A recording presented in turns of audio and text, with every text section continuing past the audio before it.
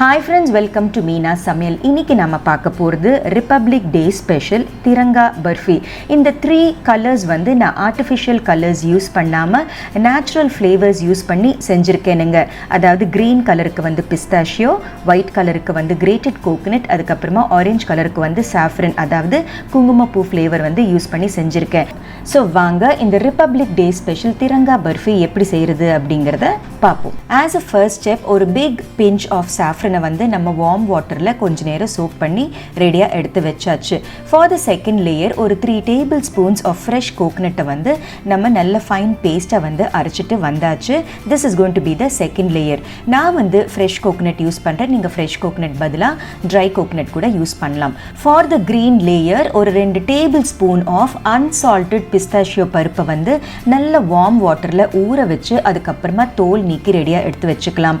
ஒரு சாஸ் பேனை கொஞ்சமாக தண்ணி விட்டு ஒரு 1/2 டம்ளர் அளவு தண்ணி விட்டு இந்த பிஸ்தாஷியோ பருப்பை அதில் வந்து நல்லா குக் பண்ணி விடலாம். குக் பண்ண காரணம் வந்து நல்ல பஃபப் ஆகும். பஃபப் பண்ணதுக்கு அப்புறமா நம்ம வந்து மிக்சியில் போட்டு அரைக்கும் போது நல்ல வால்யூம் கொடுக்கும். கலரும் வந்து நல்ல க்ரீன் கலராக இருக்கும். பாருங்கள், இப்போ அரைச்சி முடிச்சாச்சு. The third layer is also ready. So the first layer saffron layer, white லேயருக்கு கோகனட் லேயர், அதுக்கப்புறமா தேர்ட் லேயர் க்ரீன் கலருக்கு வந்து பிஸ்தாஷியோ ஃபில்லிங் வந்து ரெடியாக இருக்குது. அடுத்து ஒரு பேனில் ஒரு 3 டேபிள் ஸ்பூன் ஆஃப் நெய் சேர்த்ததுக்கு அப்புறமா 1 கப் ஆஃப் மில்க் சேர்த்து நல்லபடியாக ஸ்டியர் பண்ணி விட்டுக்கலாம். பேன் வந்து இன்னும் கோல்டாக தான் இருக்குது, நான் இன்னும் ஹீட் ஆன் பண்ணலை. நல்லா ஸ்டியர் பண்ணி விட்டதுக்கு அப்புறமா ஒரு 2 கப் ஆஃப் மில்க் பவுடர் சேர்த்து லம்ஸ் இல்லாமல் கொஞ்சம் கொஞ்சமாக ஸ்டியர் பண்ணி விட்டுக்கலாம். கொஞ்சம் ஒரு 1/2 சேர்த்து நல்லா பீட் பண்ணதுக்கு அப்புறமா அடுத்த 1/2 சேர்த்து நம்ம ஸ்டியர் பண்ணும்போது ஸ்டியர் பண்ணுறதுக்கு வந்து ரொம்ப ஈஸியாக இருக்கும். லம்ஸும் வந்து சீக்கிரமாகவே கரைஞ்சிடும். பால் சேர்த்தது கூட கண்டிப்பாக பாயில்டு மில்காக இருக்கணும் அப்படிங்கிற அவசியம் இல்லை. ரா மில்காக கூட இருக்கலாம். ஏன்னா திரும்பவும் நம்ம வந்து குக் பண்ண போகிறோம். அதுக்காக லம்ஸ் இல்லாமல் ஈவனாக வந்து ஸ்டியர் பண்ணி முடிச்சதுக்கு அப்புறமா நம்ம வந்து ஸ்டவ் ஆன் பண்ணி விட்டுடலாம். ப்ரிஃபரபிளி நான்ஸ்டிக் பேன் யூஸ் பண்ணும்போது நம்மளுக்கு அடிப்பிடிக்காமல் ஸ்டியர் பண்ணுறதுக்கு ஈஸியாக இருக்கும். அதுக்கப்புறமா மாட்ரேட் ஃப்ளேம் அப்படிங்கிறது வந்து ரொம்ப ரொம்ப முக்கியம். ஏன்னா அதுவும் வந்து அடிப்பிடிக்கிறதுக்கு வாய்ப்பு வந்து ரொம்பவே கம்மியாக இருக்கும். கண்டினியூஸாக ஸ்டியர் பண்ணிக்கிட்டே இருப்போம். நம்மளுக்கு தேவையான டெக்ஸ்டர் அண்ட் கன்சிஸ்டன்சி வர்றதுக்கு வந்து 5லிருந்து 6 நிமிஷம் ஆகும். பாருங்கள், இப்போ வந்து டெக்ஸ்டர் டிஃப்ரெண்ட்டாக இருக்குது.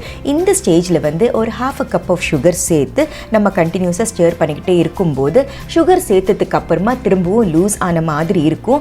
இன்னொரு 5லிருந்து 6 நிமிஷம் நம்ம ஸ்டியர் பண்ணும்போது ஓரம் வந்து ஒட்டாமல் வர வரைக்கும், அதாவது சுருள் பதம் அப்படின்னு சொல்லுவோம் பார்த்தீங்களா, அந்த மாதிரி பதம் வர வரைக்கும் நம்ம வந்து கண்டினியூஸாக ஸ்டியர் பண்ண வேண்டியது இருக்குங்க. இதே ரெசிபி வந்து நம்ம ரெடியாக ஸ்டோரில் வந்து பால்கோவா விற்பாங்க பார்த்தீங்களா, அந்த பால்கோவில் கூட நான் செஞ்சுருக்கேன். ஆனால் ஸ்க்ராட்ச்லேருந்து நம்ம மில்க் பவுடர், மில்க், கீ, அதுக்கப்புறமா சுகர் சேர்த்து செய்யும்போது டெக்ஸ்டர் அண்ட் கன்சிஸ்டன்சி வந்து ரொம்ப சாஃப்டாக ஜூஸியாகவும் இருந்தது. இந்த ஹோல் ப்ராசஸ் வந்து எனக்கு 10 to 12 மினிட்ஸ் ஆச்சு. இப்போ பாருங்கள், நம்மளுடைய பால்கோவா இஸ் ரெடி. ஃப்ளேம் அணைச்சதுக்கு அப்புறமா நம்ம கண்டென்ட்டை வந்து ஃப்ளாட்டன் பண்ணிவிட்டு 3 போர்ஷன்ஸாக வந்து ஈக்குவலாக டிவைட் பண்ணிக்கலாம். அதாவது நம்ம 3 டிஃப்ரெண்ட் கலர்ஸ் அண்ட் ஃப்ளேவர்ஸ் செய்ய போகிறோம் இல்லைங்களா, அதனால் 3 ஈக்குவல் போர்ஷன்ஸ் டிவைட் பண்ணிவிட்டு 3 டிஃப்ரெண்ட் போல்ஸில் வந்து நம்ம சேர்த்துக்கலாம். இதில் ஃபாலோ பண்ண வேண்டிய ஒரு முக்கியமான விஷயம் என்ன அப்படின்னு பார்த்தீங்கன்னா, இந்த 3 லேயர்ஸ் வந்து கரெக்டாக ஈக்குவலாக டிவைட் பண்ணும்போது தான் நம்ம வந்து ஒன்று மேலே ஒன்று லேயர் ஸ்ப்ரெட் பண்ணும்போது ஈவனாகவும் இருக்கும். ஸோ ஃபர்ஸ்ட் பவுலில் வந்து நம்ம பிஸ்தாஷியோ பல்ப்பை எடுத்து ஈவனாக ஸ்டியர் பண்ணி விட்டுக்கலாம். So our green colour is ready. Second பவுலில் வந்து நம்ம கோகனட் பல்ப்பை சேர்த்து அதுவும் ஈவனாக ஸ்டியர் பண்ணி விட்டுக்கலாம். இந்த லேயர் வந்து பர்டிகுலராக ரொம்பவே ஜூஸியாக இருந்ததுங்க. So our second layer the coconut layer is also ready. இப்போ வந்து தேர்ட் லேயருக்காக நம்ம இந்த சாஃப்ரன் வாட்டரை வந்து இதில் சேர்த்து அதுவும் வந்து ஈவனாக மிக்ஸ் பண்ணி விட்டுக்கலாம். ஒரு பர்ஸ்ட் ஆஃப் சாஃப்ரன் ஃப்ளேவர் அப்படின்னு சொல்லலாம். இந்த பர்ஃபி சாப்பிடும்போது ஈச் அண்ட் எவ்ரி லேயர் வந்து ரொம்பவே டிஸ்டிங்க்டாக டிஃப்ரெண்ட்டாகவும் இருந்தது. ஸோ ஆர் தேர்ட் லேயர், அதாவது நம்மளுடைய saffron colour is also ready.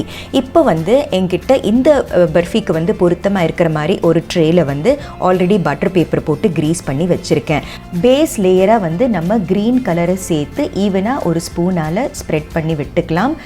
கொஞ்சம் ஸ்டிக்கியாக இருக்கிறதுனால ஓரளவுக்கு பொறுமையாகவே ஸ்ப்ரெட் பண்ணி பண்ணுங்கள். ஸோ the செகண்ட் லேயராக வந்து நம்ம கோகனட் ஃபில்லிங்கை சேர்த்து ஈவனாக ஸ்ப்ரெட் பண்ணி விட்டுக்கலாம். பேஸ் வந்து நல்லா சாஃப்டாக ஃப்ரெஷ்ஷாக இருக்கிறதுனால ஸ்ப்ரெட்டிங் வந்து கொஞ்சம் கஷ்டமாக தான் இருக்கும். ரொம்பவே பொறுமையாக ஹேண்டில் பண்ணுங்கள். அண்ட் தேர்ட் ஃப்ளேவராக வந்து நம்ம சாஃப்ரன் மிக்சரையும் வந்து மேலே சேர்த்து ஈவனாக ஸ்ப்ரெட் பண்ணி விட்டுக்கலாம். லேயர்ஸ் வந்து ஒன்று மேலே ஒன்று ஸ்ப்ரெட் பண்ணும்போது மூணுமே ஃப்ரெஷ்ஷாக இருக்கிறதுனால ஸ்ப்ரெட்டிங் வந்து கொஞ்சம் நான் ஏற்கனவே சொன்ன மாதிரி கஷ்டமாக தான் இருக்கும். பொறுமையாக வந்து இல்லை கீயை தொட்டுட்டு கூட நம்ம ஸ்ப்ரெட் பண்ணும்போது ஈவனாக இருக்கும். ஸோ பாருங்கள், இப்போ 3 லேயரும் வந்து நல்லபடியாக ஸ்ப்ரெட் பண்ணியாச்சு. போல் வந்து டிரான்ஸ்பரண்ட்டாக இருக்கிறதுனால எந்த அளவுக்கு ரொம்பவே அழகாக இருக்குது பாருங்கள். டிமோல்ட் பண்ணி கட் பண்ணுறதுக்கு இந்த ஸ்டேஜில் கஷ்டமாக இருக்கும். ஸோ ஈஸி மெத்தட் அப்படிங்கிறது என்ன அப்படின்னு பார்த்தீங்கன்னா, ஒரு 1/2 hour to 1 hour ரெஃப்ரிஜரேட் பண்ணி அதுக்கப்புறமா டிமோல்ட் பண்ணுறதுக்கு வந்து ரொம்பவே சௌரியமாக இருக்குது பாருங்கள். இப்போ வந்து இந்த பட்டர் பேப்பரை வந்து கேர்ஃபுல்லாக ரிமூவ் பண்ணிவிட்டு நம்ம எந்த decide shape either diamonds or rectangles or ஸ்கொயர்ஸை வந்து நம்ம கட் பண்ணி விட்டுக்கலாம். நான் வந்து ஒரு ரிப்பப்ளிக் டே, இண்டிபெண்டன்ஸ் டே அப்படின்னு நம்ம ஃப்ளாகை ரெப்ளிகேட் பண்ணுற மாதிரி செய்கிறதுனால தான் இந்த 3 கலர்ஸ் சூஸ் பண்ணியிருக்கேன். க்ரியேட்டிவிட்டி அப்படிங்கிறது வந்து ஒரு லிமிட்டே இல்லைங்க.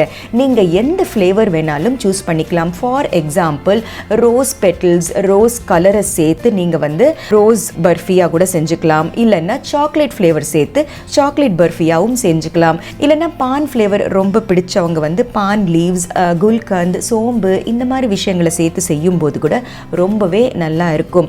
ஆனால் இந்த 3 ஃப்ளேவர்ஸ் நம்ம நேஷ்னல் ஃப்ளாகை ரெப்ரசன்ட் பண்ணுற மாதிரி நான் சூஸ் பண்ணதுனால ரொம்பவே நல்லா இருக்குங்க. நம்ம ஒன்றா கடித்து சாப்பிடும்போது ஒவ்வொரு லேயர் வந்து ஒவ்வொரு ஃப்ளேவர் கொடுத்துட்டு இருந்தது. ரொம்ப ரொம்ப என்ஜாயபிளாக இருந்தது. ஸோ கண்டிப்பாக இந்த திரங்கா பர்ஃபியை நீங்களும் ட்ரை பண்ணி பாருங்கள். Wishing you all a very very happy republic day. So Meena சமையலை பாருங்கள், லைக், ஷேர், சப்ஸ்கிரைப் பண்ணுங்கள். பாய்.